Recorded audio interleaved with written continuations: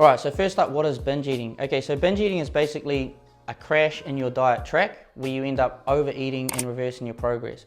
It's not the same as a cheat meal. A cheat meal is simply falling off track, eating something and then either getting back on or regretting it, whatever you want to do. Binge eating is that cheat happens and then you consistently keep eating a lot more calories afterwards. So that's what binge eating is. How it actually happens, so more often than not, the binge eating is just going to happen simply from under eating or over restricting yourself in that diet beforehand. Now, more often than not, I've seen it just happen weekly. Typically, people put a lot of pressure on themselves and their diet in the week and crash on the weekends. The binge eating factor is just that extended sort of cheat where you consistently keep eating. How that actually happens internally with yourself, or why you may think that you have a bigger problem than you do, is because your body actually releases a lot of endorphins once you do start eating these things. This becomes a lot more sensitive simply due to that factor of under eating or over restricting yourself. So if you remove sugar, for example, for a long period of time, once you then add sugar back into the system, you fizz up like a freaking Coke bottle and then you can't stop. So it's kind of like that same effect. However, the endorphins being the feel-good endorphins, these ones are what make you feel good literally while it's happening. So if you can imagine, like I like to relate it to the thought of sex. So in sex, you release these endorphins as well.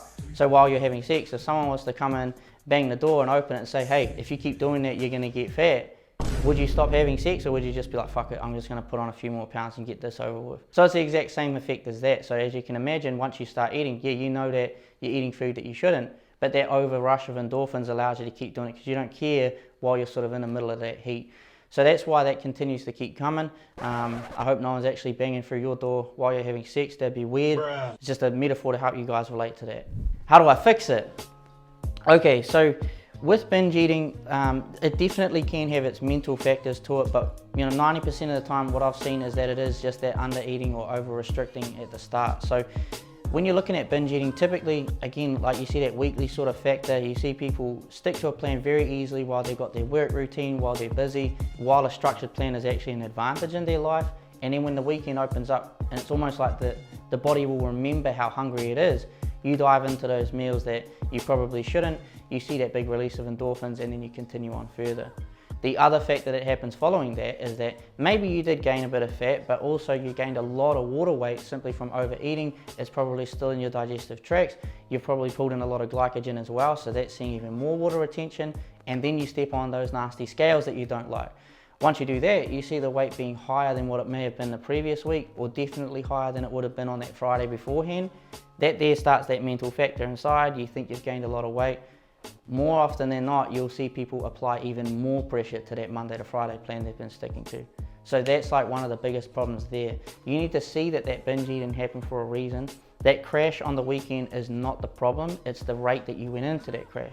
Just like being in a vehicle and when you're taking a corner too fast, if you keep crashing on that corner, you don't sit there and blame the corner and try straighten that out and fix the road. You sit there and you slow down to take it a little bit slower so you can make it around. The same thing needs to happen with your diet. So once this is happening to yourself, you need to go back to the drawing boards and put more food into the diet. Now, if that's you and you're restricting yourself with carbohydrates and sugars and things like that, you should probably look at adding some of those back in. It will actually do you wonders, especially if you're training. It's one of the biggest reasons why I like to keep sugars in after my workout. A lot of people say that it's for the factor of insulin and spiking that up so you can absorb in amino acids a lot faster and recover a lot better, which really does happen. But the main factor is actually that you depleted a lot of sugars in your blood. Your blood is going to ask for those. After the workout, you get a release of endorphins as well. So you feel good, you have your protein shake and your chicken salad, but then you go home later to see that blood sugar level is still very low. Your body still wants that glycogen and needs it. So, adding simple sugars after those hard workouts that you're doing is going to help, but also bumping up your carbohydrate intake overall is probably going to see that week play out a lot better and you manage the weekend a lot better, even if you do end up having that meal out with the girls or something like that. So if that is you, like I said, the best way that you can fix it is to go back, learn how to take that corner a lot slower, pace yourself, and then take steps to make your diet a little bit harder that you can control week by week once you've got those binge eating habits or binge eating issues out of the way. Thanks for that, guys. I hope you enjoyed the video and learned something from it. If you want to see more videos like this, please hit the subscribe button, and I'll talk to you guys next time.